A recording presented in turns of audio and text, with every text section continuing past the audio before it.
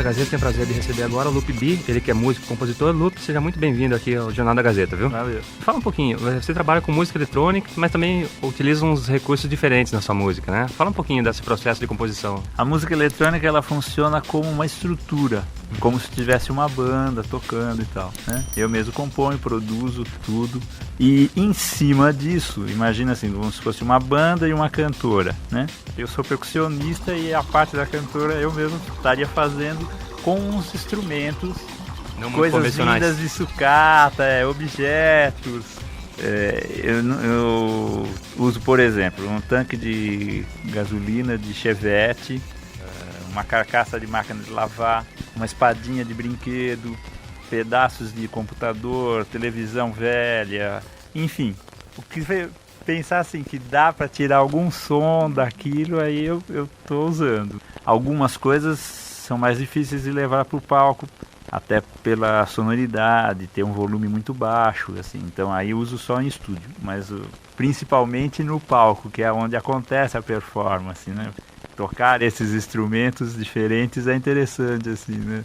Como o público pode ver, da onde está saindo o som daquilo, e que som sai disso e tal. Desperta essa curiosidade, é uma brincadeira interessante, assim, é gostoso. Nós estamos aqui também com Marcela Mastrocola. Marcela? Olá, Gilson. Olá, Lupe. Eu queria saber qual foi o primeiro instrumento que você tocou, esse primeiro instrumento que você falou, esse é diferente, eu vou pegar esse instrumento. Foi uma bala de canhão, está comigo até hoje. Eu tinha, 17 anos, por aí, Eu tenho um cunhado que trabalha com essas coisas, com ferro velho e tudo. E ele trouxe esse negócio para minha casa, ele deu para minha mãe, assim, tipo um presente de decoração, né? Porque é bonito, né? A bala vazia, né? Você vai em antiquário, você encontra mesmo isso. É uma coisa usada para decoração. E eu peguei aquilo e falei, nossa, que som bonito que tem isso. Então, tem um som de sino muito interessante. Eu tenho umas 3 diferentes com notas diferentes, e se você bate com madeira, com ferro, ou dependendo do local onde você bate, se você segura um pouco com a mão, enfim, tem uma série de variações que dá para tirar dali, né? É uma brincadeira, mas ao mesmo tempo é uma coisa séria, que você vai, se enfia mesmo de cabeça naquilo, pesquisa tudo, vai experimentando, é muito de experimentar.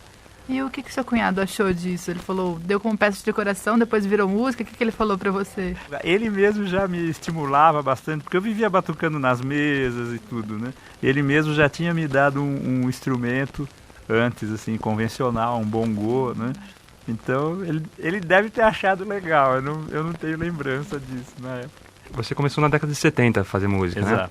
Como é que foi assim essa evolução musical no seu trabalho, incorporando novos elementos? Fala um pouquinho da sua composição do começo e como é que está hoje. Então, anos 70 eu era mais um músico que trabalhava com outras pessoas, tocando percussão em grupos e tal. Já mexia um pouco com eletrônica, mas uma coisa muito doméstica, muito só para mim, assim, mostrava para poucas pessoas e tudo.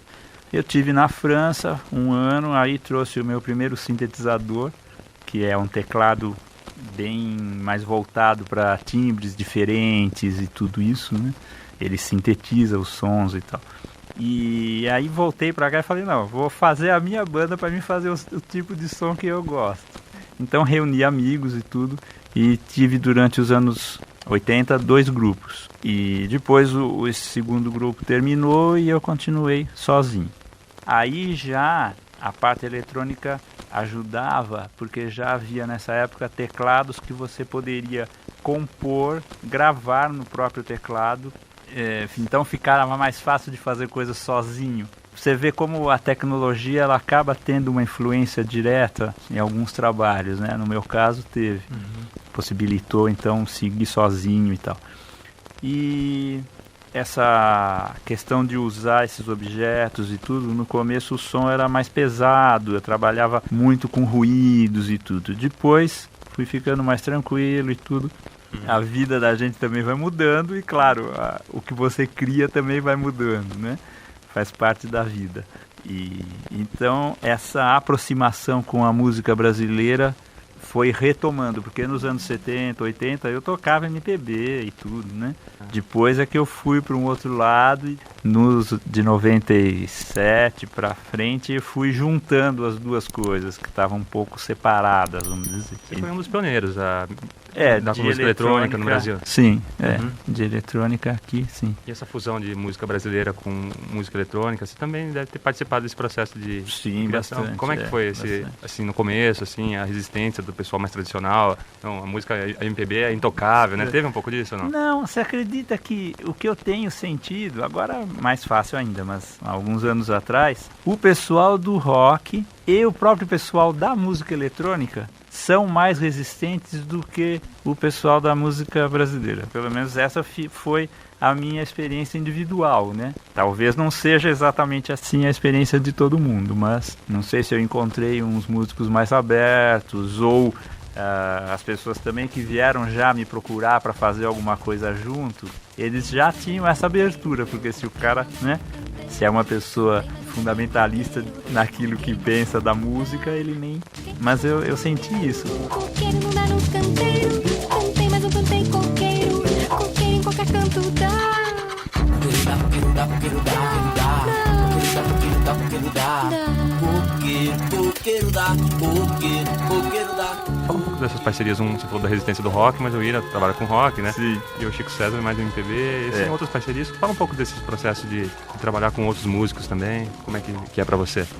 Eu tenho resgatado bastante esse lado assim de parcerias e tudo. É bem legal, principalmente quando você consegue desenvolver junto uma coisa. Uma coisa é só tocar. Então um amigo chega, vem aqui, participa do meu show. Então eu vou lá com o tanque de gasolina, com a furadeira e toco um pouco e tal. Aquilo cria ali uma cor, né, diferente no trabalho da pessoa e tal. É gostoso, mas é bem descompromissado.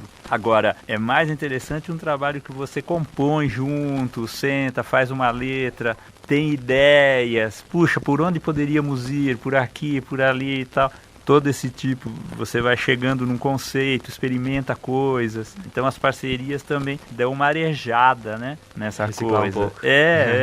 Esse projeto do Ira, especificamente, porque o Escandurra tem um projeto de música eletrônica também. Foi com o Ira ou foi só com o Escandurra? Não, foi com o Ira. O Edgar Escandurra ainda não estava fazendo muito nessa época. O trabalho solo dele, acho que foi um pouco um começo. Quando foi? Mais ou menos, você lembra? Foi 90? Foi 90, de 97 para frente, 98, por aí nessa faixa. Na realidade, a participação minha foi menor do que o que as pessoas acham que foi nesse trabalho do Ira. O disco já estava pronto, com uma série de coisas eletrônicas no disco, e aí eles pensaram, bom, no palco como vamos fazer isso? Alguém então da banda, parece que foi o André Jung, a mulher do André Jung, que me conhecia, falou pra eles, tem um cara assim, então, que mexe com eletrônica. E aí, ao vivo, eu falei, bom, além da eletrônica, vamos pôr alguma outra coisa. Aí comecei a chutar as máquinas de lavar também no show do Ira, né? Mas a resistência maior não foi dos músicos, foi do público, né?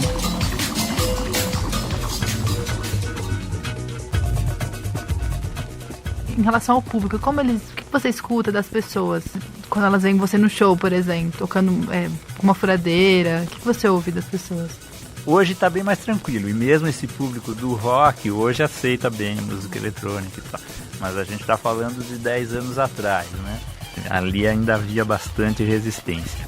É bem tranquilo, sabe, essa comunicação minha com o público, assim, o pessoal aceita bem e gera uma curiosidade, assim, uma coisa atraente para o público. Imagina, você entra num teatro, tem uma máquina de lavar, um tanque de gasolina no palco, aí você fica assim, que é isso, né? Vai sair música desse negócio? Que som dá isso? Tem notas, não tem, né? Dá uma série de questões, né? Eu sou percussionista na origem, né? Então o ritmo tem uma presença muito grande no meu trabalho. Então fica mais fácil a comunicação com as pessoas através do ritmo. E em cima você põe um monte de coisa esquisita. Mas você vê que a pessoa tá achando estranho tudo aquilo, mas tá batendo o pé junto com você, entendeu?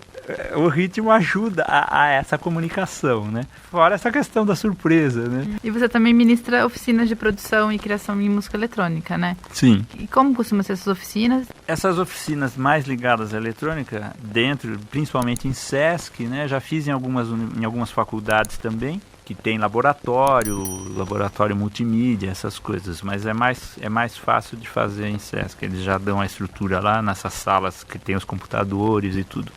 Então, desde um papo de 2 horas, ou até fiz umas que durou meia hora, que era uma coisa assim, as pessoas sentavam, bolavam lá alguma coisa na hora e depois de 20 minutos tinha uma musiquinha. Era uma coisa bem recreativa, vamos dizer. E como também em próprio Sesc eu já fiz uma semana de trabalho todas as noites. Aí uma coisa mais profissional para um público já da área, que já mexe um pouco.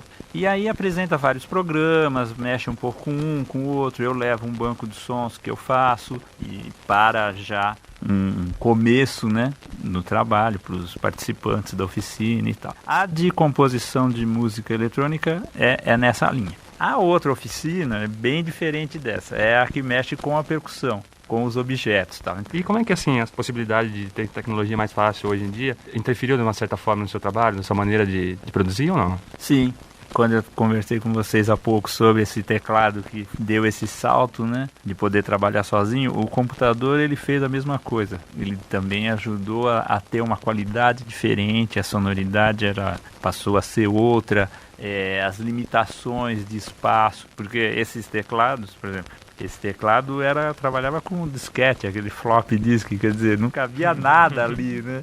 Era bem pouco, aí você tinha que ir no show ficar pensando, bom, nessa hora eu vou fazer não sei o que, enquanto carrega o outro disquete para fazer mais 2 músicas seguintes, todo esse tipo de coisa. Hoje já o computador facilita, hoje não, né? De vários anos já para cá, o computador facilita muito as coisas. Aí no palco eu uso um laptop. Por exemplo, eu trabalho muito com trilha sonora, né? De criar coisas para espetáculos de dança, de teatro e tal. O meu último disco, inclusive, é uma trilha. O laptop facilitou muito, porque como o pessoal da dança brinca, chegou o loop com a orquestra dele embaixo do braço, né? Então eu já chego ali, tô vendo a cena, estou experimentando coisas. Gente, olha, vamos experimentar isso aqui na cena tal. Ah, não, aquilo não é legal nesse momento, vamos jogar para um pouco depois. Imagina, antes eu trabalhava assim, eu gravava em vídeo, levava para casa. Aí você chega, faz a música em casa, faz o CD, leva no ensaio, o cara escuta, experimenta. Não é legal. Aí 1000 anotações, aquilo não pode entrar em 40 segundos, tem que entrar em 48, tá bom. Aí volta para casa, faz outra, entendeu? Tinha toda uma dificuldade que a questão do laptop facilitou muito. Agora, na música eletrônica e com essas facilidades, uma coisa eu acho que a gente tem que ficar bastante atento, é a questão da criatividade, né? Porque assim, você tem uma batida de bateria, você tem uma frase de teclado, o baixo que faz não sei o que, você tem a música, copia 40 vezes aquilo, aí entra 40 vezes do outro, ou 32, né, que é mais assim, 8, 16, 32, é a forma mais simples de estar, e fica muito tudo repetitivo, as sonoridades que todo mundo faz fica parecida, né? Então é muito cansativo isso, eu já venho sentindo esse esgotamento há muito tempo dentro da música eletrônica, né? E ela permite, com um pouquinho mais de trabalho, ela permite um artesanal ali, que você pode mudar uma coisinha e no outro compasso mudar outra, e aí brinca com uma caixa diferente ali, aí põe um reverber no outro negócio que vai dar uma brincadeira diferente, aí sai tudo, fica o baixo fazendo tal, não sei o que, tira essa nota do meio, vê o que acontece, volta aquele negócio tal, sabe? Vamos subir ali e perceber, isso eu tenho nas oficinas estimulado bastante assim o pessoal a estar fazendo isso, né? Colocar a tecnologia a serviço da criatividade, né? E não o contrário. Você tem que sempre pensar assim, atrás do computador tem um ser humano sentado. A máquina não está fazendo sozinha. Então vamos usar o que o ser humano tem para usar, né? Alguma coisa assim. E do outro lado, escutando também. É gente que está viva, que está pulsando. Não é uma máquina que vai escutar aquilo. São pessoas, né? Tá certo. A gente quer agradecer sua presença aqui no Jornal da Gazeta, Lupe. Quando tiver alguma novidade, alguma oficina nova, algum CD, uma coisa, experimentando alguma coisa nova, seja bem-vindo para trazer pra gente, viu? Trarei mesmo. Muito obrigado, um abraço e boa sorte. Um abração para todos também. Tchau. E aí, gostou desse conteúdo? Então eu vou pedir para você curtir o vídeo e deixar um comentário, porque isso ajuda demais o canal. E se você puder se inscrever e ativar as notificações para ser informado sobre todos os conteúdos novos, também agradeço. Um abraço e até a próxima!